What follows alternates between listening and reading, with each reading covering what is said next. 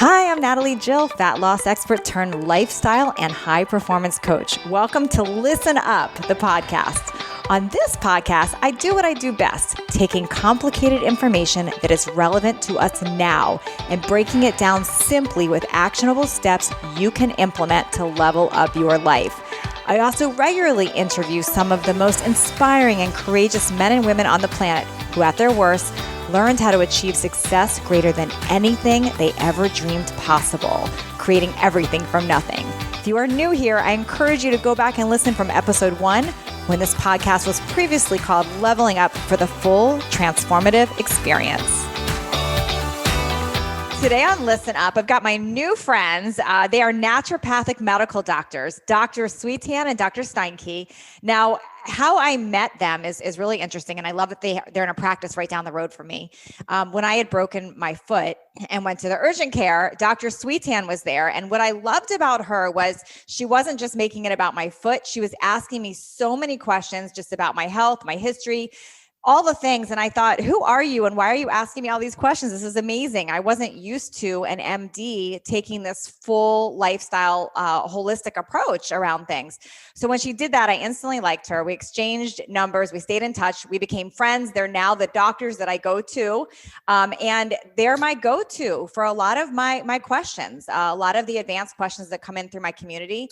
And because we've talked so much about hormones on our own, I thought, let me bring them on. Let me open up the conversation here for all of you. So today's episode is all about hormones. So thank you so much for being here, both of you. Thank you for having us. We're excited to be here and be part of your community. Thank you so much. So for those of us listening, there's a lot listening that don't know what a naturopathic medical doctor is. Can you just kind of give us a rundown on what that is, how that's different than other fields, how it's different than a regular medical doctor, how it's different than a functional medical doctor? Sure. I mean, both of us can answer this question. Tara, Dr. Steinke wants to chime in. That would be great too. So we attend 4-year in-residence medical schools, just like MDs, just like DOs. We do have to have undergraduate degrees. Tara has one in chemical engineering of all things. Mm-hmm. And then mine is in psychology, more of a like neuropsychopharmacology, biopsych emphasis. Uh-huh. The first 2 years are very similar. So you focus on biochemistry, anatomy, physiology. Where the shift comes is year 3 and 4, because our emphasis is different. We believe in natural medicine. We believe our body has an innate ability to heal itself. We believe that we don't need to go high force. We don't need to go high intensity at first. We look for root cause, and then most of the time that fixes the problem. But if it's not able to fix the problem, we can do high intensity intervention. I love that. Now, what's the difference? Like, I know, Tara, you had mentioned earlier, there's a distinction between like functional medicine doctors or naturopath that are not MDs. Can you speak a little bit into that?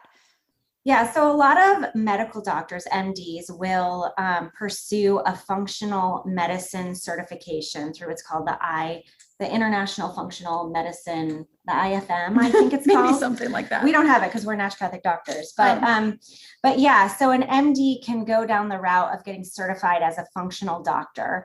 And so they really, in honesty, sort of hijacked what we've always done in a way.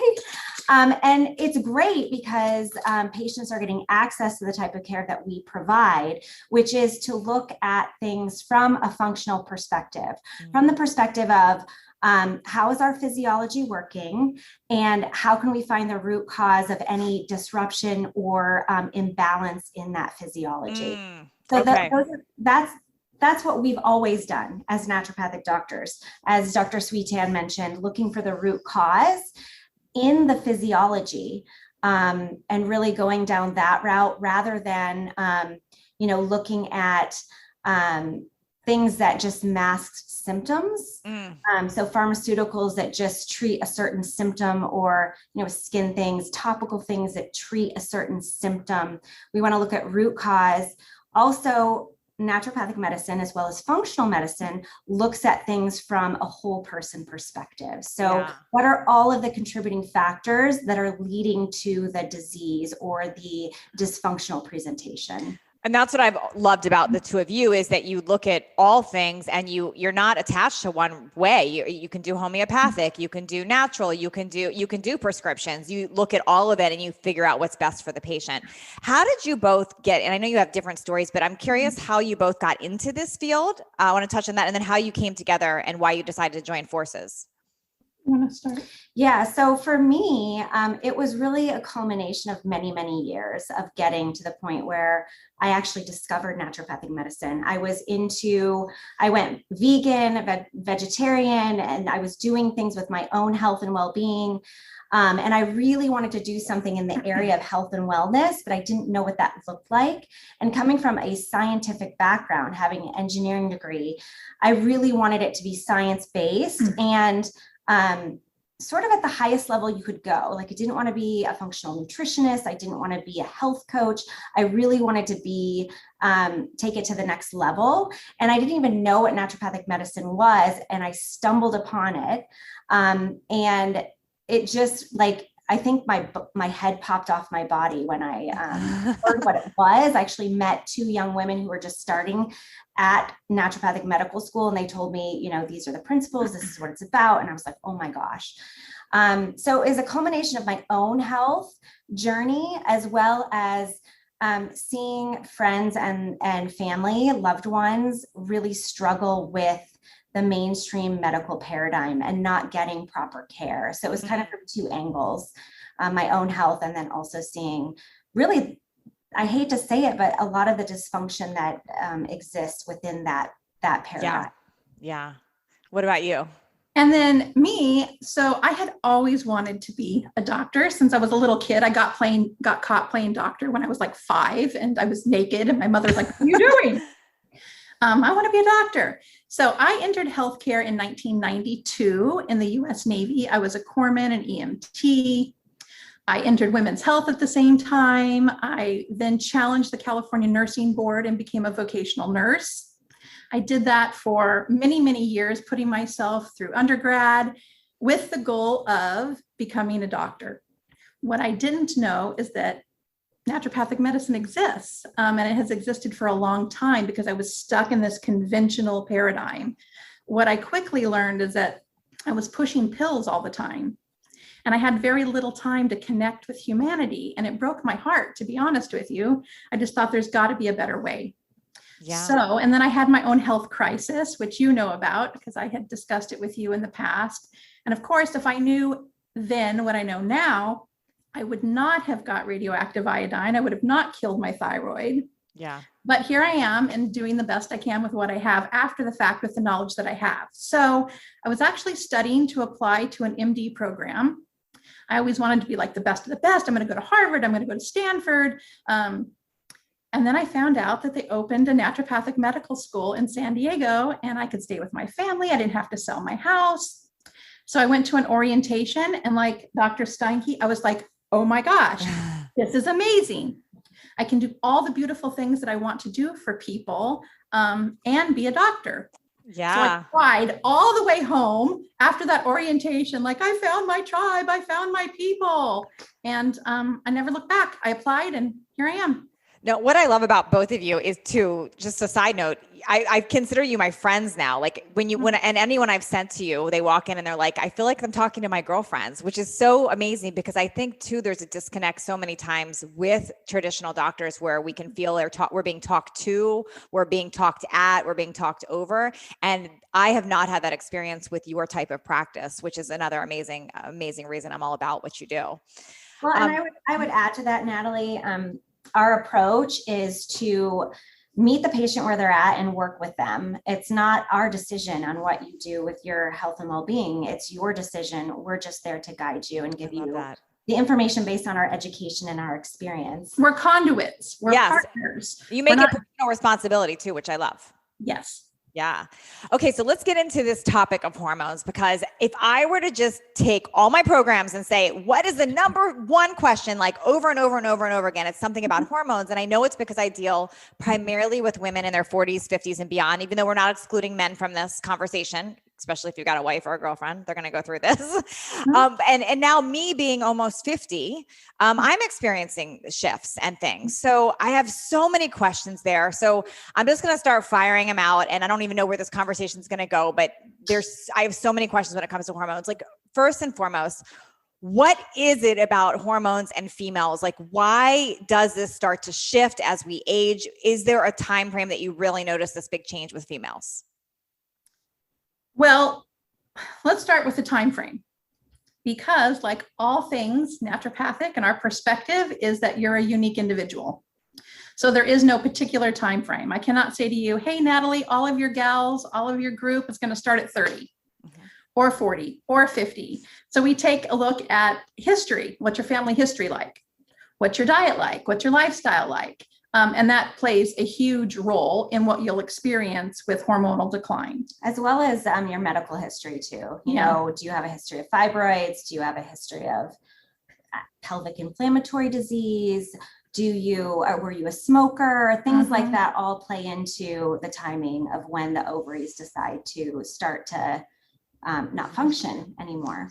So I love this answer right now, because I feel that in marketing world, I see a lot of people talking at a one size fits all with hormones, like your estrogen changes. And I wonder if you see that too in the marketing side, and like, what do you say to that? Because I'm assuming patients come into you with these preconceived things like, oh, I must be low on estrogen, or I must be this. Yeah. I mean, absolutely. We see that, we hear that. If you've ever watched regular television, we are just completely and totally inundated with pharmaceutical ads, with people selling. I think that it's taking advantage of humanity. It's taking advantage of the fact that there's so many people suffering, and that they feel like they don't feel good, they don't look good, and they want an answer, and they want a quick fix. But the truth is, there's not a quick fix. And every human, every woman is different. Okay. So that being said, I want to kind of go through them. And then I also want to I have a lot of questions about bioidentical and treatments and things like that. So can we talk about sort of like the main hormone shifts? And I know everyone's different. I hear that, but like there's certain ones that come up all the time. Like I'll hear about estrogen dominance, for instance, or I'm low on estrogen. Could we sort of go through some of the things that you've seen, and if there's a way to do it, like some of the things you might feel like? For me, I know I was low on testosterone. That was one in my test. I also know I was low on progesterone as I got older. So can we talk about sort of like the general ideas behind some of these hormones? And again, everyone listening, they're not giving medical advice to you. This is just general questions that I'm asking. You would want to obviously go in and get your own tests and figure out where you are. But I want to ask some general questions around those. Sure. So I think that the reason Dr. Steinke and I work well together is because we often fill in the gaps. I'm super excited, like big energy, and she's more stable. So it works for us. So I think that as I'm talking or she's talking, if you don't mind, we'll sort of interject. Yeah, that's great. If one of us has something additional. Totally great. So estrogen. Yeah, let's start with that, because estrogen is the big one. Estrogen dominance versus low in estrogen. Right. And so let's just address the issue of estrogen dominance, because I think sometimes people think that estrogen dominance means you have so much estrogen. And while that could be true, it could also be that you don't have enough progesterone. So they balance each other. And I don't know how, because I'm not usually in the room with Dr. Steinke when she's with her patients, and she's not usually with me. So we might explain this differently. But I like to start with the brain, because that's where the signaling and feedback loop goes. Is that a good place for you to start too? Yeah. Okay, so you have your hypothalamus, which is in your brain. Then you have your pituitary, also in your brain. And you get signals, hormonal signals, from the hypothalamus to the pituitary, and then from the pituitary to your major hormone organs, including your ovaries. So it affects things like testosterone, progesterone, estrogen. But it also affects things like thyroid, adrenal, your pancreas, insulin. So it's not as simple as it's only your estrogen, or it's only your progesterone or your testosterone, because they're all working in conjunction with one another. But specifically with regard to estrogen, you have something known as FSH, follicle stimulating hormone. It comes from your pituitary, and it tells your ovaries, hey, I want you to start preparing one, for eventually ovulation, and two, making the uterus real juicy and ripe so that you can potentially get pregnant. And that's estrogen. But there's actually 3 different types of estrogen. And I can let Dr. Steinke speak to those different types and why it's important to understand all 3 and how they relate to each other. Yeah. So, I mean, most of the time when any MD is talking about estrogen, he or she is usually referring to what's called estradiol, which is E2, estradiol. Estradiol is the most prominent form of estrogen in our reproductive years. So it's known as the workhorse estrogen. It binds very tightly to the estrogen receptors. As we age, we start to lose estradiol. We lose estradiol. And our main form of estrogen is then estrone. Estrone is produced by its E1. It is produced by your adrenal glands primarily, or it's your estrogen then becomes aromatized in the peripheral tissues. So that's how we get our estrogen post-menopause. So during our reproductive years, our estradiol is being produced by your ovaries. Once the ovaries sort of decide to discontinue function, then our primary form of estrogen is estrone. Estriol is converted from E2 or estradiol. So that's another form that's considered the sort of protective form of estrogen. So those are your 3 different forms. It's important to know estradiol, your E2, is the workhorse. And that is what really is in decline during your perimenopausal years. So what happens when our ovaries start to peter out, a lot of women experience surges, these highs and then these super lows, because it's almost like the ovary is squeezing out that last little bit. When you say highs and lows, do you mean like during ovulation, like feeling an extreme there, or what do you mean by that? All over the place, actually. 1 month you could have extreme surges.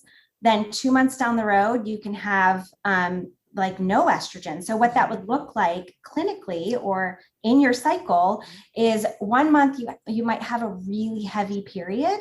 And then a month or 2 later, you might have like a really light period and you might get hot flashes, night sweats, some of that brain fog, because the loss of estrogen causes those perimenopausal or menopausal symptoms.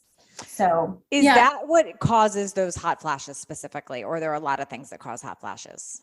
It's lack of estrogen is what's causing. Wow. And there is definitely a relationship with cortisol and stress. And that's why when we started this conversation, you may like to say, oh, it's just as easy as your hormones, but there's really nothing easy about hormones. And that's why it's imperative that whoever you work with truly understands the biochemistry of these pathways, because they're complex. And not that we're geniuses, we're not.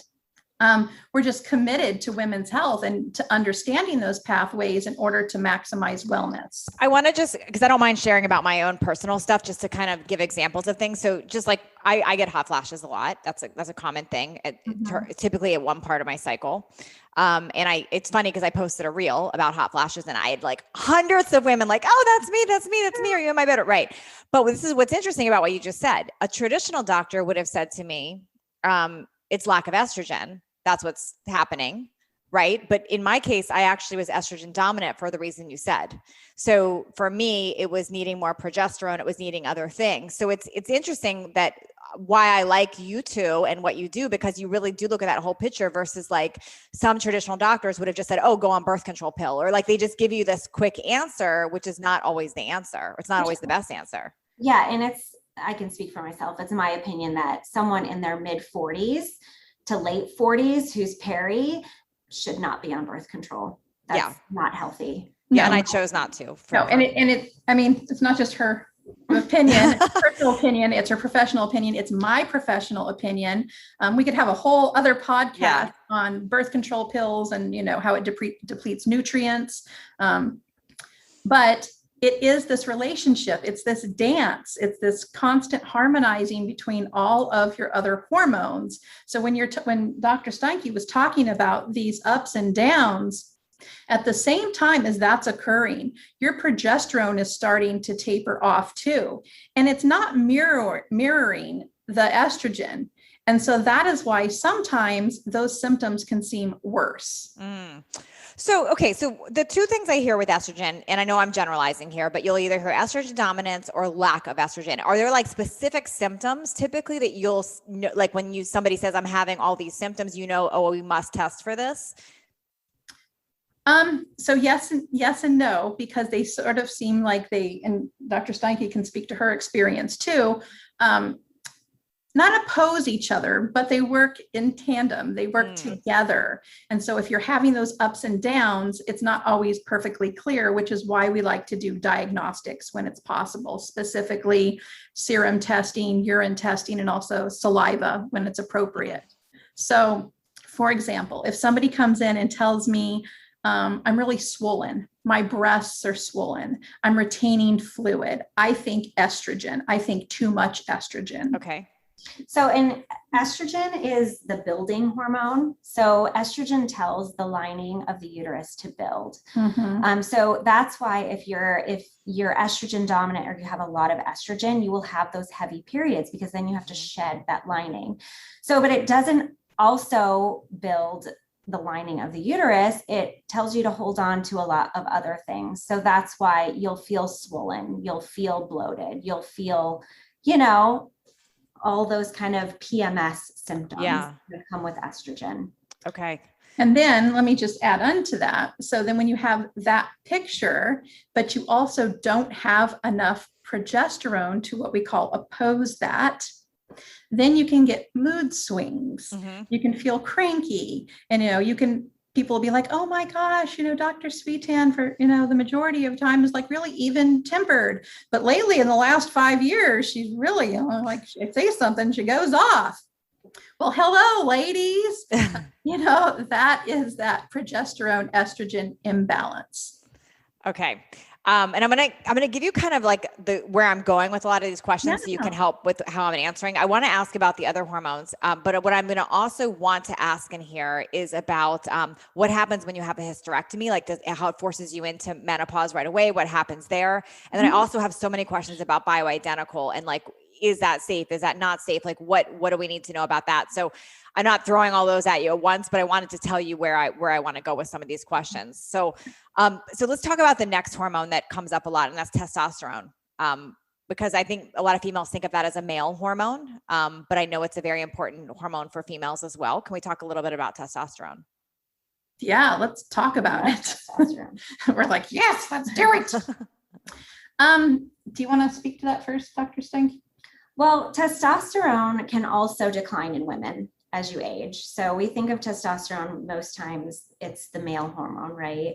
So men have a lot of it. We have a little bit and we need a little bit. It is our sort of drive, and it's responsible for retaining muscle mass, energy. It's very connected to energy, and really like that, I want to get up and go kind of feeling. So a lot of women that come in, they're like, my motivation is down. I don't want to do things, and I'm not even motivated to do fun things. I'm losing muscle. I don't want to have sex. Yep. Sex drive, huge, huge. That's when we sort of suspect a potential loss of testosterone. And you have to think about, when we do testing, we look at a lot of the different areas of the hormone cascade, and hormones all come from cholesterol. So if you don't have good cholesterol, we think of cholesterol, oh my gosh, it's bad, but it's not bad. We need adequate cholesterol to turn into all of our sex hormones. So cholesterol turns into pregnenolone. That's one thing we can test for, is what's our overall conversion of cholesterol driving into the hormone cascade. And then everything else kind of comes from there. Our DHEA is another test we look at in the serum.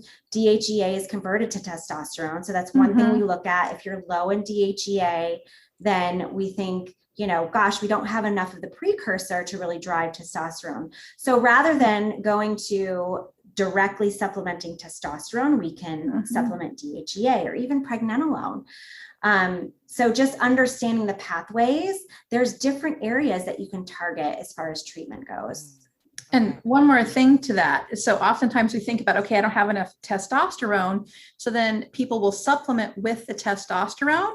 And then they're like, but I don't feel better. But then they start having symptoms that are often associated with too much estrogen.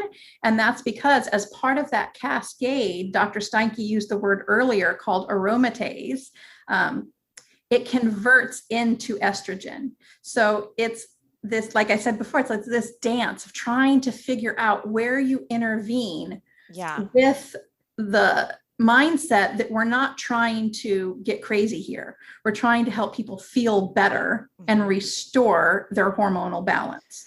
So let's talk about that too, because I know a lot of people do jump to bioidentical hormones, and I know you even will prescribe them for patients when you think they're necessary. And then there was a whole setback years ago with those hormones about estrogen causing cancer. Is that all? Has that been corrected? Is this still a concern when you're taking bioidentical? What do people need to be worried about or know about when it comes to making choices around bioidentical hormones? Yeah, so way back in, gosh, when was it? I think the early 2000s, there was a study called the Women's Health Initiative. And it really looked at the safety of hormone replacement therapy, not bioidentical. So a lot of doctors really flipped out after the results were published, really worried about the safety of doing hormone replacement therapy. So that was sort of the dominant knowledge for many years. And that's sort of why hormone replacement therapy got a bad rap. More recently, when they dug into the data more closely, they started to see that it depended on the combination of hormones they were using and synthetic versus bioidentical. So when you're using a synthetic hormone, a synthetic estrogen, an estrogen that's from, and don't like jump off your seat, but they use estrogen from horse urine. They extract it from horse urine. So it's not identical to what we produce in our bodies.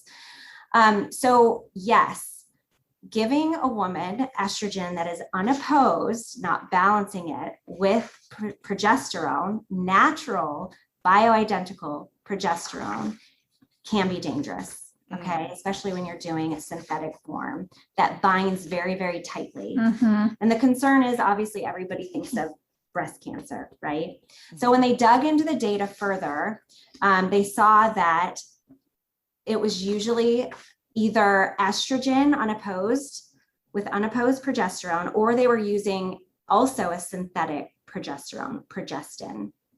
So we use bioidentical hormones that are exactly the same as what we're producing in our body. And we look to replace what's called physiological levels.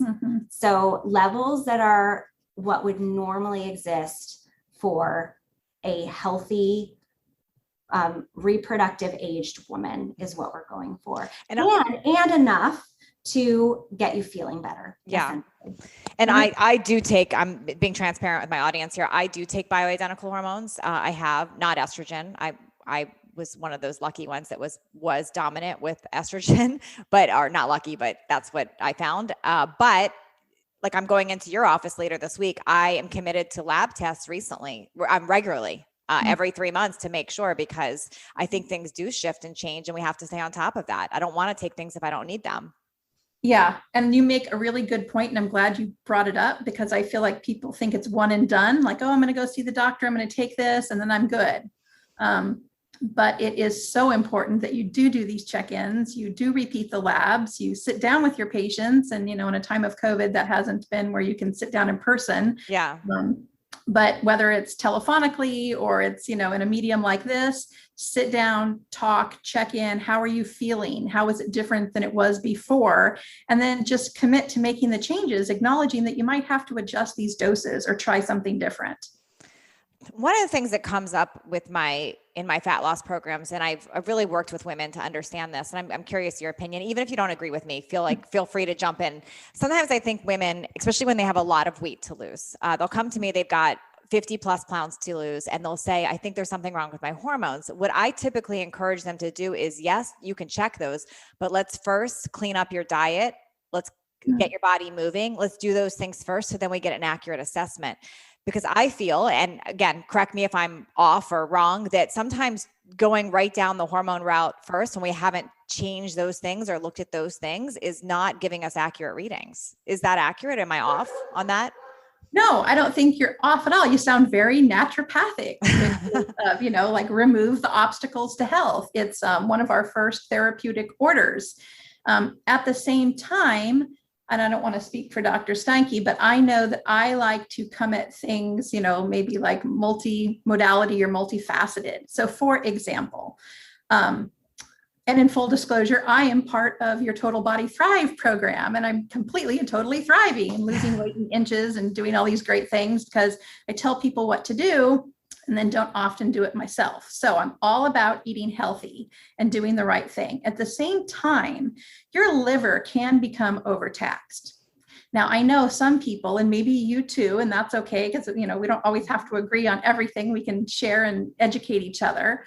But if your liver is not functioning and detoxing properly, then giving hormones or supplementing or botanicals is not going to have an optimal effect. It might have a negative effect. Yeah. As a matter of fact. Yes, because you can get build up and you can back up these systems that we talk about in this feedback loop to your brain. And you can find that you start to have sort of, like glucose dysregulation, insulin issues, thyroid issues. And also you could be converting those, detoxing the estrogen that you're giving yourself through pathways that are not good, pathways that can lead to things like DNA damage. So definitely want to make sure your liver is healthy and you're converting and detoxing things properly. So a simple detox, not something that you would hear about that is extreme. Oh, I can't eat regular food, or I have to only have shakes every day, or I have to drink juice. And I'm not saying those things are bad. I'm not poo-pooing them, but I think that is definitely a challenge for most people when they hear detox. Yeah. And they think that,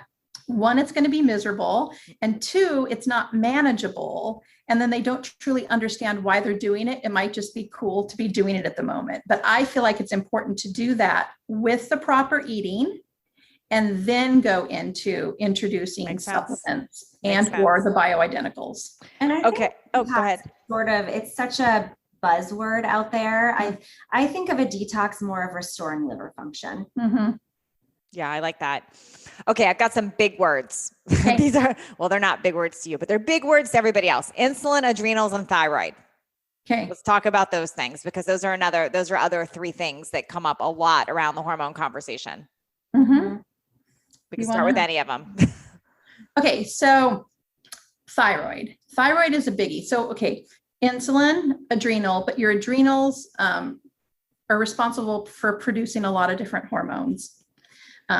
And then thyroid. And I bring that up, by the way, because I'm just thinking of the things that people come to me with. They'll say, I think I have adrenal fatigue. They don't know. They say, I think I have adrenal fatigue, or I think there's something wrong with my thyroid, or I think I'm insulin sensitive. And that's why I want to address those things. Right. I was just going to say adrenal fatigue is not a medical term. There's really no adrenal fatigue.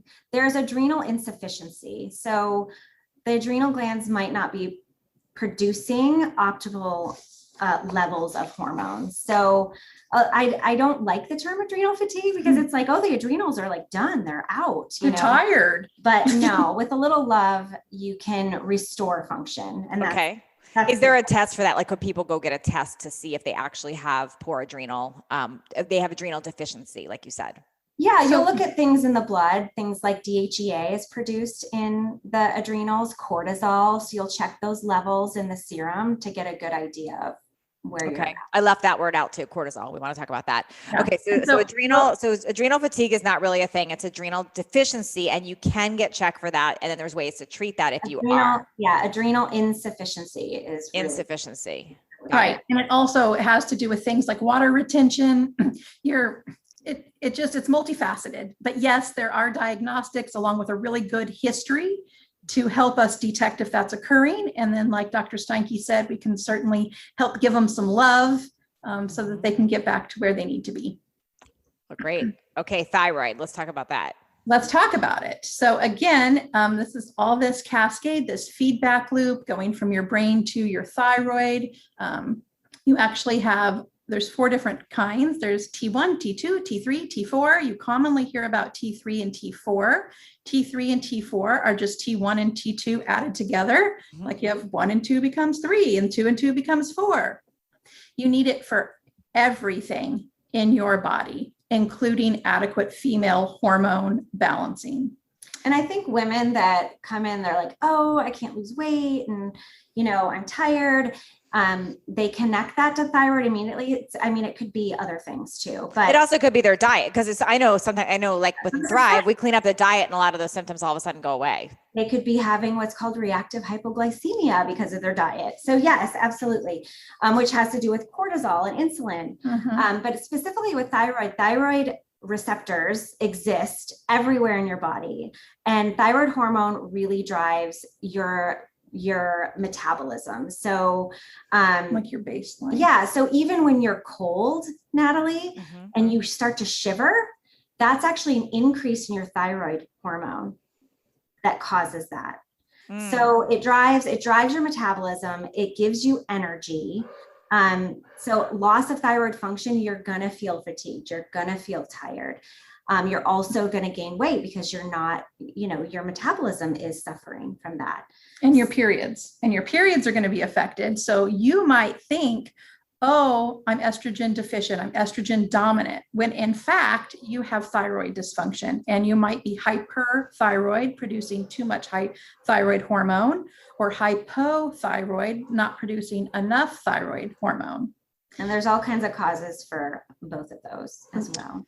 Okay. Cortisol and insulin, because those play a role together. I want to talk about those. Those are the other things. Yeah. So cortisol, that's, produced in your adrenals, and it works like a friend, holding hands, skipping down the sidewalk with all your other hormones. Do you all feel like you're in a quiz right now, by the way, with all my questions? No. All right. I know I'm throwing a lot out at you. Okay. Sorry. We love it. We're really excited and passionate that we get to share this with so many people who are listening to your podcast, because we want people to feel better and we want them to be armed with knowledge. Okay. So it's producing your adrenals, the cortisol.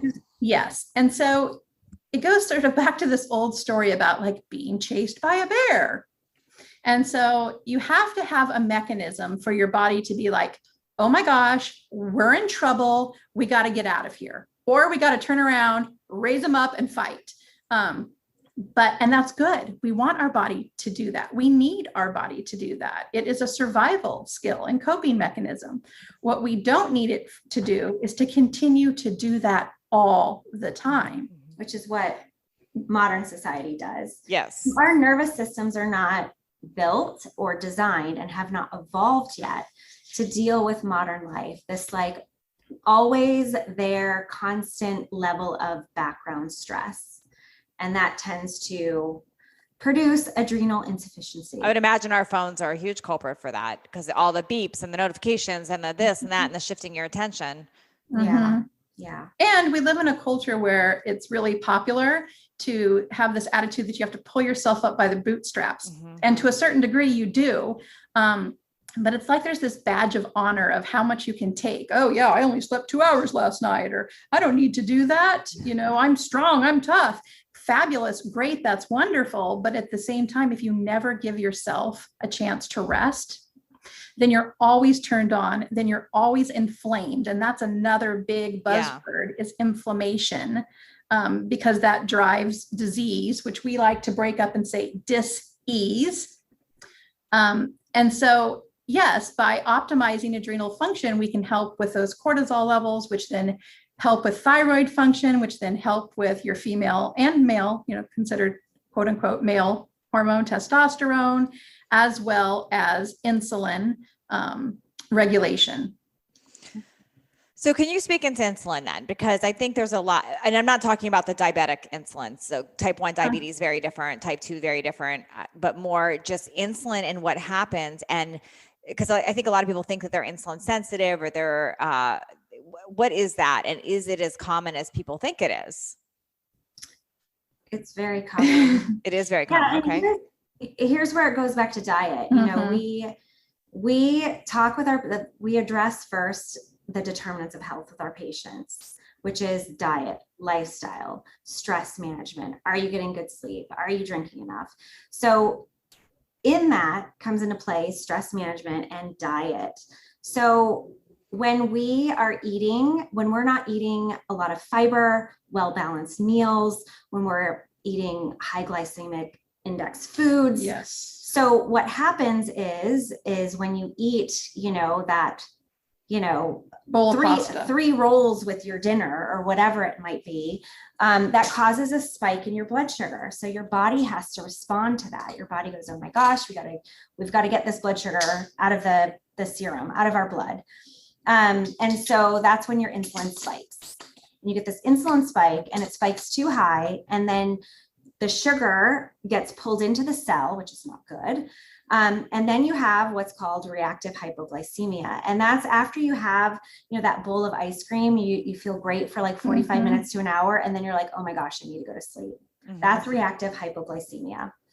So that's happening to a lot of people multiple times a day. And if you do that too much, it moves into a metabolic issue that can become type 2 diabetes. But it first presents as this like afternoon, I feel tired and sleepy. After a heavy meal, you just want to lay down. You get brain fog, all those good things. So yes, it happens a lot. And to that, I just want to add real quick. So then there seems to be this connection with glucose, with sugar and energy. And then people falsely assume that they need to continue to take in more sugar to have more energy, when in actuality, they're completely zapping themselves. Yeah, they're in this vicious cycle of the up and down. Up and down. So we're looking at diet. It's really imperative to, and just help people like you do, Natalie, create a different mindset and educate about healthy changes that can be made and are manageable long-term to maintain a healthy blood sugar level. Gosh, I could talk to you both all day. You answered most of my questions here.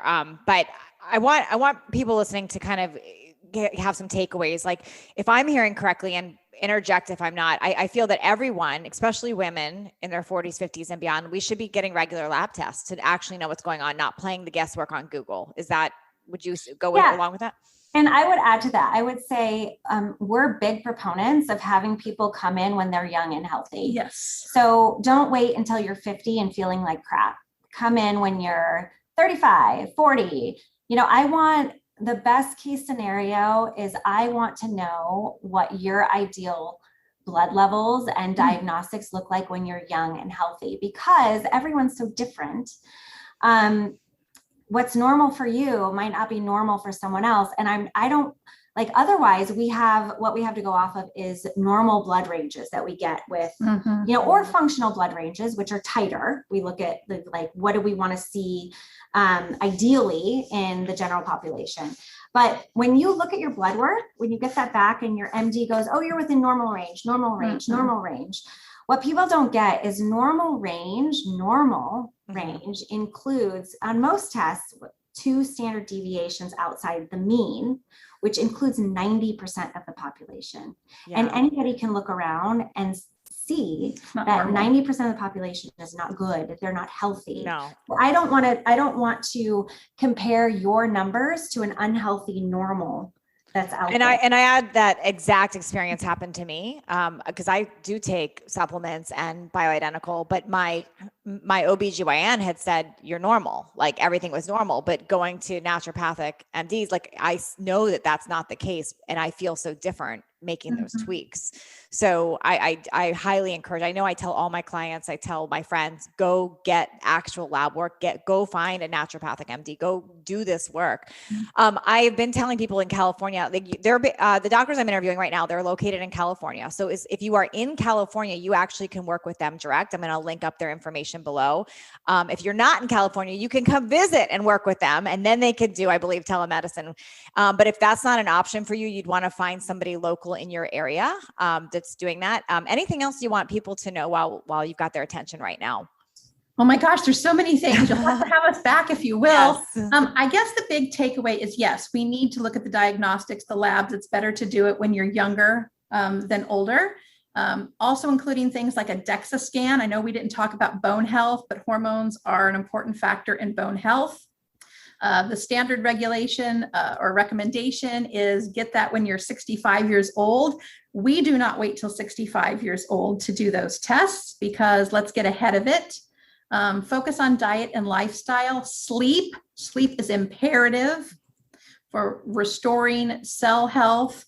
The Sleep Foundation says that 47 or up to 47% of women experience sleep disorders who are perimenopausal, and up to 60% of menopausal women. Wow.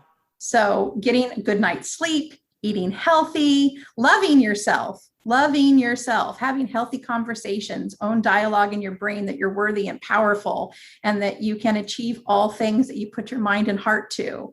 But that doesn't negate getting the diagnostics, because that's important. Yes. So, and I would add to that, for women specifically that are starting to go through perimenopause, you don't have to suffer. No. You really don't have to suffer. And getting a hold of what's going on with your hormones and your thyroid and all of that, the earlier you do it, the better. So if you're starting to feel those symptoms, like, seek the care of a naturopathic doctor, because if you can get a hold of those things early and manage your transition into postmenopause and manage your estrogen levels, you can actually put yourself on a better trajectory from a bone health standpoint, as well as a cardiovascular and aesthetics, fine lines and wrinkles. Let's be honest here. Let's get rid of them. Yeah. But also brain health. So your hormones feed into so many other things than just like dealing with, these annoying symptoms. They really put you on a better path for overall health as you age.